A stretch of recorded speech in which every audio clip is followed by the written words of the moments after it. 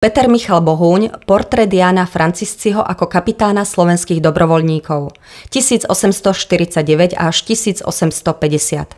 Peter Michal Bohuň patril do generácie slovenských umelcov 19.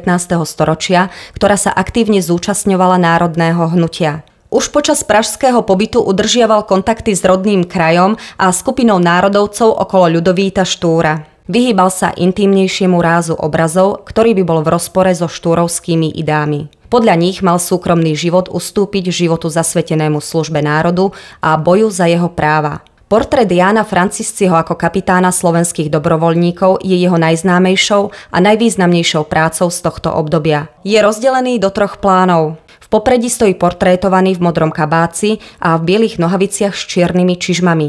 Na hlave má klobúk. V rovnakom odeve sú aj dobrovoľníci vo vojenskom tábore, ktorý sa nachádza na pravej strane druhého plánu. Tretí plán tvorí horská krajina s dominantnou panorámou skalnatých štítov, pravdepodobne Kriváň, Končistá a Gerlach. Ide o klasický akademický portrét prvej polovice 19. storočia, inšpirovaný aktuálnymi historicko-politickými udalosťami. Bohuň pri kompozícii pravdepodobne vychádzal z návštevy podobného tábora.